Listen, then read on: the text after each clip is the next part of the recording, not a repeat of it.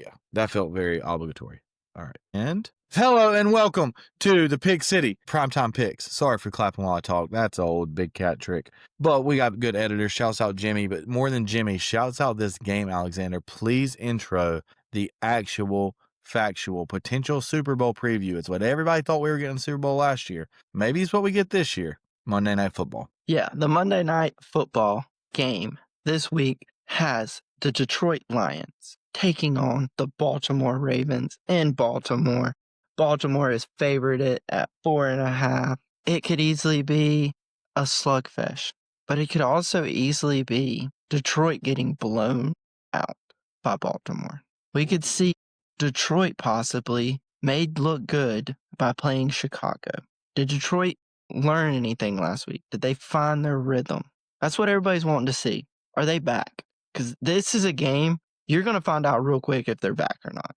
Because last year, this is a game that's a dogfight. It's coming down. It's going to probably be Detroit winning last year. And then this year, Baltimore, they look good, but they just blew it against the Bills. Yeah, they but they're struggling against the Browns, but then Lamar looked like he could just throw the ball wherever the heck he wanted last week.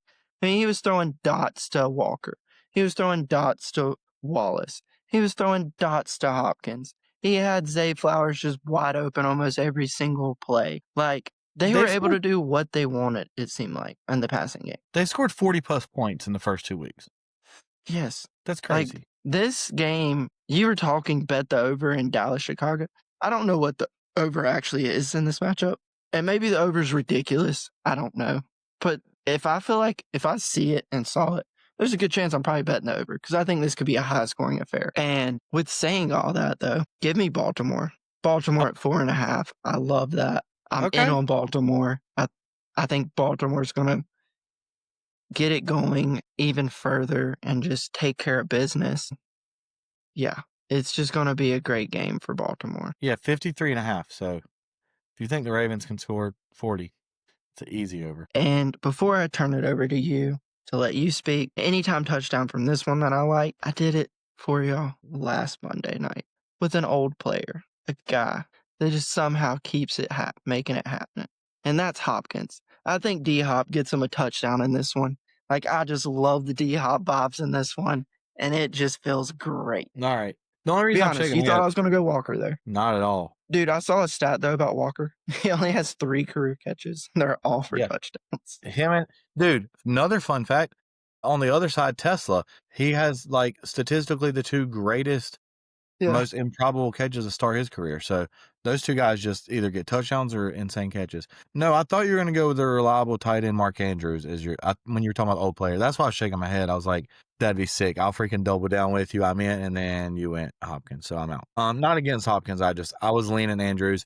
I'm staying away from the anytime touchdown because Lamar doesn't really rush for touchdowns, and Henry's not going to give you a whole lot unless you use the earlier games from Sunday in this Monday night matchup. Henry just doesn't do enough.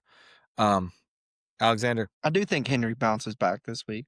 Probably goes over 100. Okay. I mean, Goff looked in complete control last week. He looked so good. St. Brown was trying to show people, hey, I remember every single receiver drafted ahead of me. Also, we've talked about it before, but the whole St. Brown number thing is just one of my least favorite things of all time, where he wore 14 because it's the amount of receivers drafted ahead of him. And come to find out that's not true, that his girlfriend counted them wrong. She was a few numbers off, so he wears 14 because his girlfriend thought 14 receivers were drafted ahead of him. Anyway, sorry, I really got lost in the sauce there. The point is, St. Brown holds grudges. St. Brown showing the world why he's a top receiver in this league. He's better than any pass catcher the Ravens have by a long shot.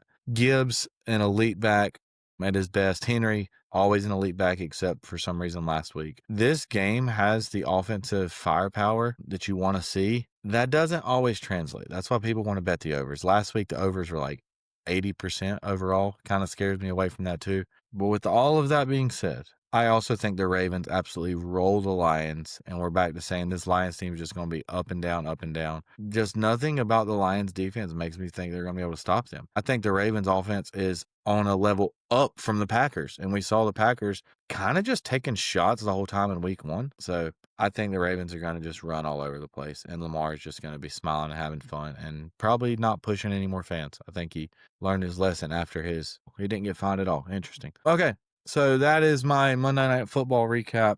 Alexander, thank you for yours as well. Any final thoughts for the overall week 3? I mean, I just hope next week we get a little bit better, like, games that just kinda really pop out to me. This Hey, week, this is it just felt like the lines were just dialed, and it was tough. and that's the thing. How'd this team play? Was it about the first team they played or the second team they played? It's a figuring out game, and it takes balance. By week 6, we're probably going to be really locked in. But here's the thing, Alexander. This is what the NFL does. Some of these games on the slate we're disgusted by, we don't like, they look bad, and we're going to be smiling ear to ear Sunday, given after the Birds win. Watching some of these games, like, man, this is why this league's the greatest. Because it's theater every week. It's drama. All right. We appreciate y'all. Like, comment, share, subscribe. Seriously, please do it. Word of mouth is good, but clicks add a little more. We out.